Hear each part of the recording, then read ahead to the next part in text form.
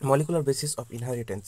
হ্যাঁ, তো ইনহেরিটেন্স আসলে হলো যে এটা হচ্ছে যে বংশগতির, হ্যাঁ, বেসিক একক, বংশগতির বেসিক একক হচ্ছে ইনহেরিটেন্স।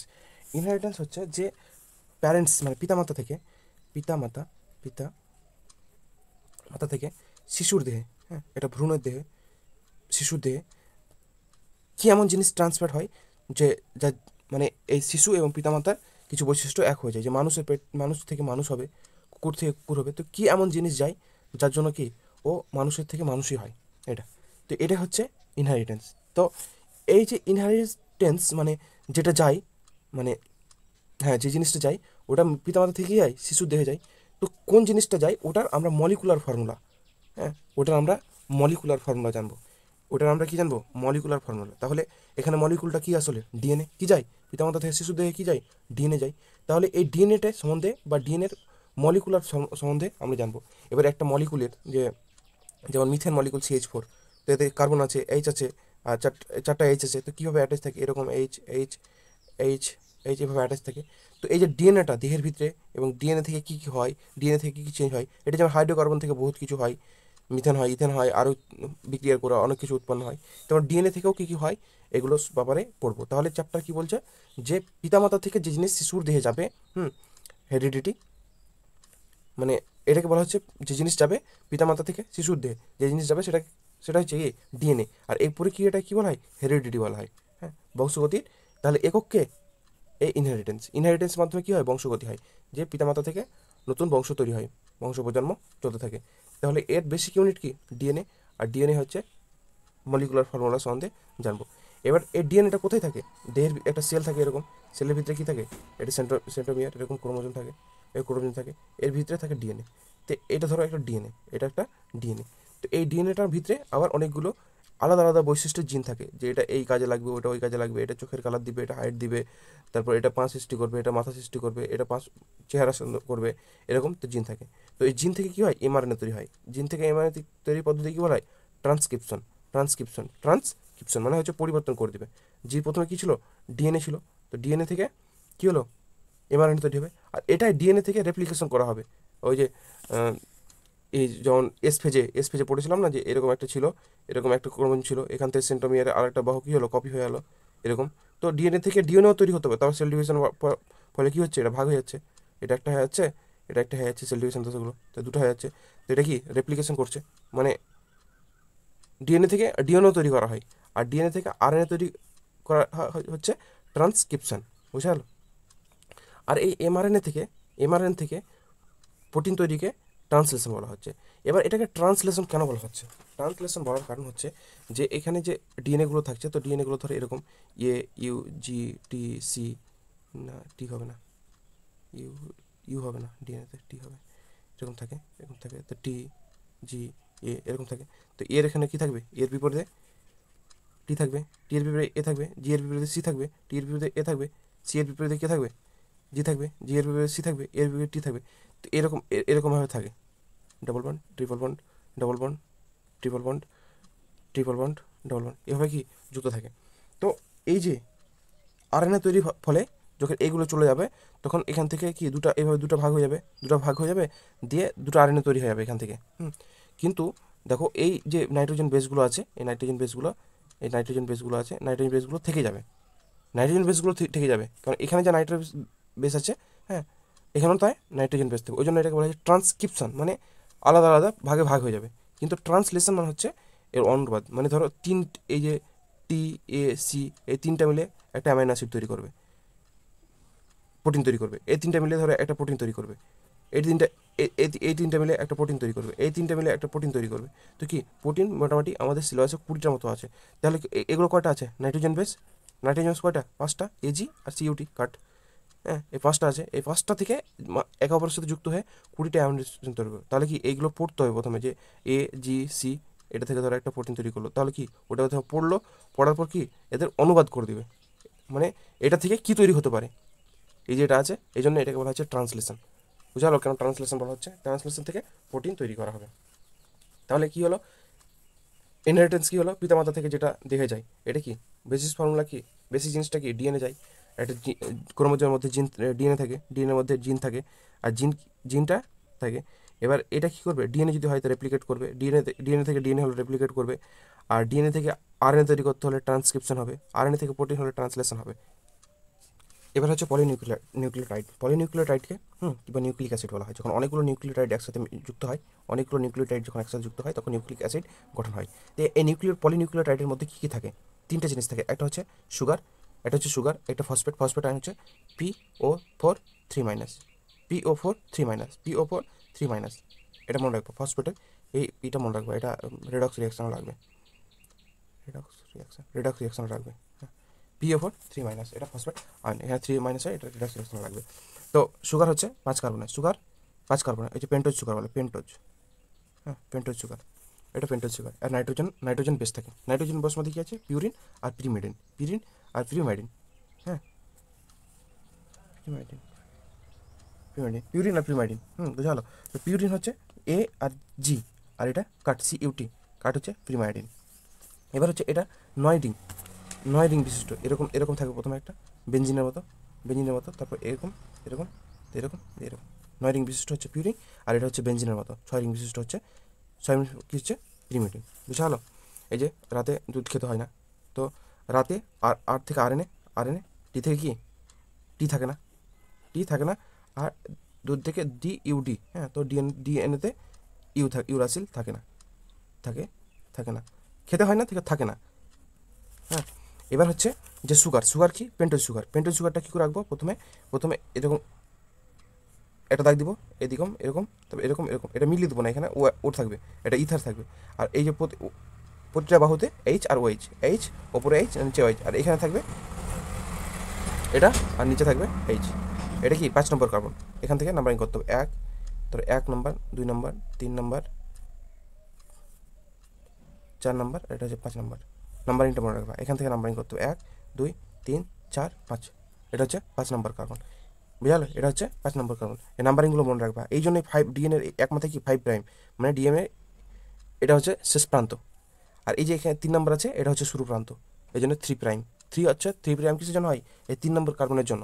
আর 5 প্রাইম কিসের হয়? 5 নম্বর কার্বনের জন্য। তো নাম্বারিংটা মনে রাখবে, এখান থেকে শুরু 1 2 3 4 5। যেহেতু মলিকুলার ফর্মুলা পড়ছি, মলিকুলার ইনহেরিটেন্স পড়ছি, তো মলিকুলার ফর্মুলা কিছু লাগবে কাজে। এটা হচ্ছে রাইবোজ, এটা হচ্ছে আরএনএ থাকে। আর এখান থেকে এই যে অক্সিজেন আছে না, এই অক্সিজেনটাকে ডিলিট করে দেওয়া হয়। অক্সিজেনটাকে যখন রিমুভ করে দেওয়া হয়, মাইনাস অক্সিজেন যখন রিমুভ করে দেওয়া হয়, তখন ডিঅক্সি কী হলো? অক্সিজেনের অভাব হয়ে গেলো, ওই জন্য হচ্ছে ডিঅক্সি, রাইবোনিউক্লিক অ্যাসিড, ডিএনএ। বুঝা গেলো? প্রথমে কী ছিল? রাইবোজ নিউক্লিক অ্যাসিড ছিল, আরএনএ। বুঝা গেলো? এবার কি অক্সিজেনটা কি, এখান থেকে অক্সিজেনটা বাদ, দেখো এখানে H হয়ে গেছে, বাকি OH ঠিক আছে, এখানে H ছিল, H ঠিক আছে, এখানে যেটা ছিল সেটাই ঠিক আছে, শুধু এখান থেকে কি একটা ও উড়ে গেছে, একটা ও মাইনাস হয়ে গেছে, এটা কী হয়েছে? মাইনাস হয়েছে, ওই জন্য ডিঅক্সি বলা হয়, deficiency of oxygen, deoxy ribonucleic acid. তাহলে নিউক্লিওটাইডে কী থাকে? নিউক্লিওটাইড থাকে নাইট্রোজেন বেস থাকে, সুগার থাকে, আর নিউক্লিওসাইড থাকে। এবার এই যে এ দুটোকে কী বলা হয়? নিউক্লিওসাইড বলা হয়। এটাকে সুগারকে, নাইট্রোজেন আর বেস ধরো আর তোমার টি থাকলো একসাথে, আছে। আর এই নিউক্লিওসাইড হচ্ছে সুগার, এই সুগারটা থাকবে, ডিএনএতে এই সুগার, আরএনএতে এই সুগার, এ দুটো থাকবে। এবার প্লাস সুগার হবে, এই সুগার হবে, দেখি হবে নিউক্লিওসাইড, নাইট্রোজেন বেস আর সুগার, নিউক্লিওসাইড, নাইট্রোজেন বেস আর N, আর এটা S, কী আছে? Nucleoside, sugar. বুঝা হলো? এবার ফসফেট যখন যুক্ত করা হবে, এই যে ফসফেট আয়ন কী ছিল? এটা ফসফেট আয়ন, PO4 3 এটা যখন যুক্ত হয়ে যাবে, নিউক্লিওটাইড হয়ে যাবে। বুঝা গেলো? আর অনেকগুলো নিউক্লিওটাইড একসাথে যুক্ত হয়, পলিনিউক্লিওসাইড। আর এই পলিনিউক্লিওসাইড কী বলা হয়? পলিনিউক্লিওটাইড কি বলা হয়? কি? Nucleic acid, nucleic acid. বুঝা হলো? তাহলে কি নাইট্রোজেন আর বেস আর sugar, nucleoside, sugar side, nucleoside, phosphate যুক্ত হয়ে নিউক্লিওটাইড, অনেকগুলো নিউক্লিওটাইড যুক্ত হয়ে একসাথে পলিনিউক্লিওটাইড, এটাকে বলা হচ্ছে নিউক্লিক অ্যাসিড। মনে থাকবে? এবার হচ্ছে যে এটা হচ্ছে পেন্টোজ সুগার, এটা কি পেন্টোজ সুগার, এটা হচ্ছে পেন্টোজ সুগার, PS এটা হচ্ছে পেন্টোজ সুগার। বুঝা হলো? এই দুটা পেন্টোজ সুগার। এখানে এখানে একটা H ছিল না, H-এর জায়গায় কী হলো? এটা কি একটা নাইট্রোজেন বেস লেগে গেলো, ধরো এটা একটা নাইট্রোজেন বেস, তো এটা নাইট্রোজেন বেস লেগে গেলো। তো এই যে নাইট্রোজেন বেস আর এই পেন্টোজ সুগার, এটা যে বন্ডের সাহায্যে যুক্ত হয় তাকে গ্লাইকোসাইডিক বন্ড বলা হয়। তাই কী বলা হয়? গ্লাইকোসাইডিক বন্ড বলা হয়। কী বন্ড বলা হয়? গ্লাইকোসাইডিক বন্ড বলা হয়।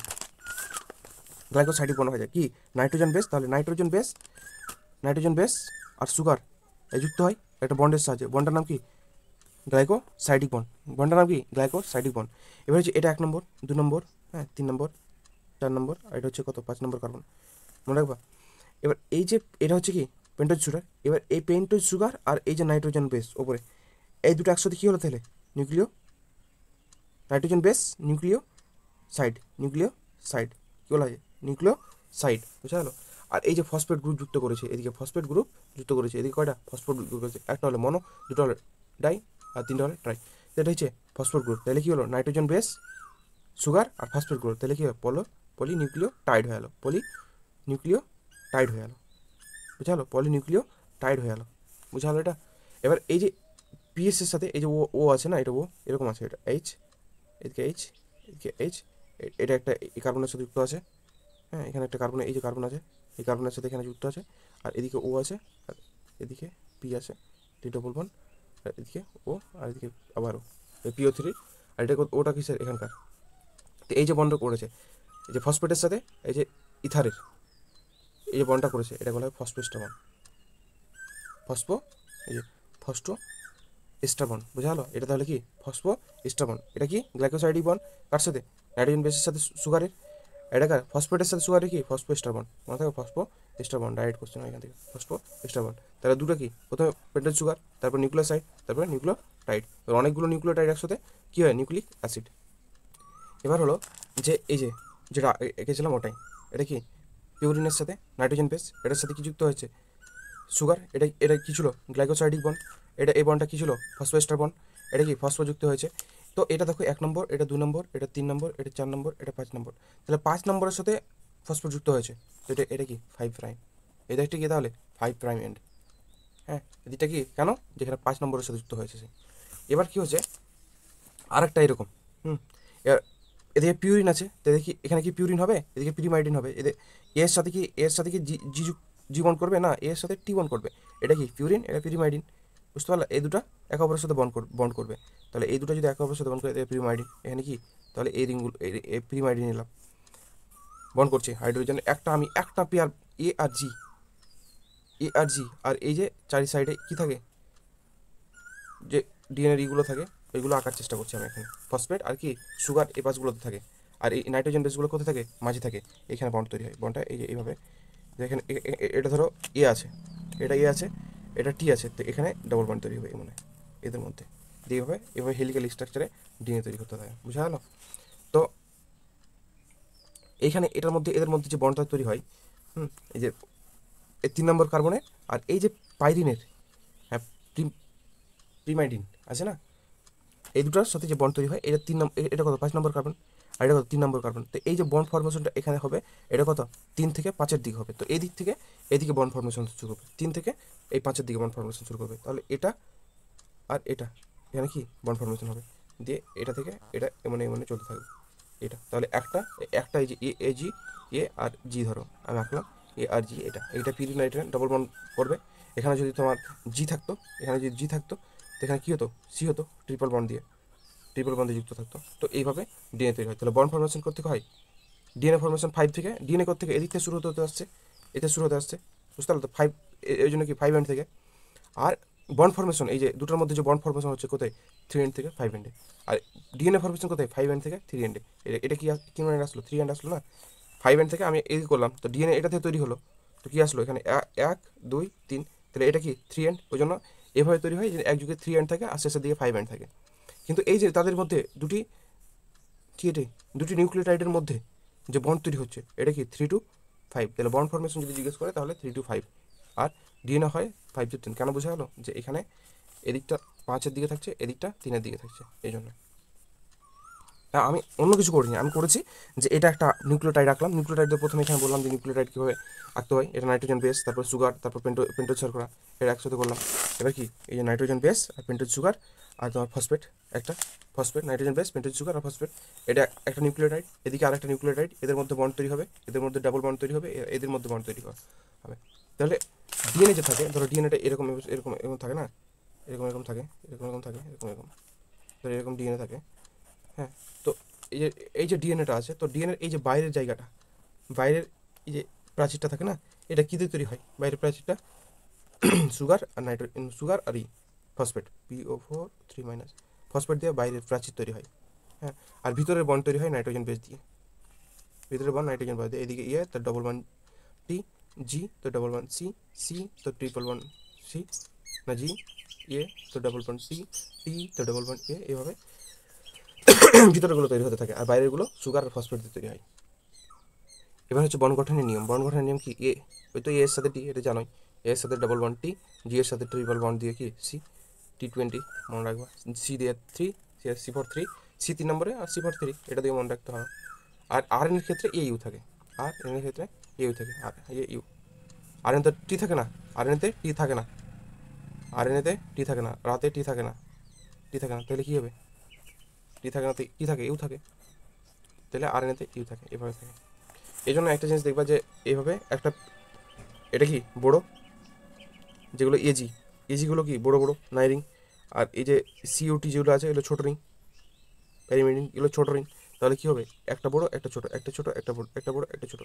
এমন যদি হতো যে একটা বড় আর একটা ছোটো ছোটো এরকম, তাহলে কী হতো? একদিক চিপসে যেত, একদিক মোটা হয়ে যেত। ওই জন্য অল্টারনেট হিসেবে লাগা থাকে, বুঝা গেলো? যাতে চিপসা চিপসি না হয়ে যায়। এবার হচ্ছে ডিএনএর গঠন। ডিএনএর গঠনের জন্য কী থাকবে?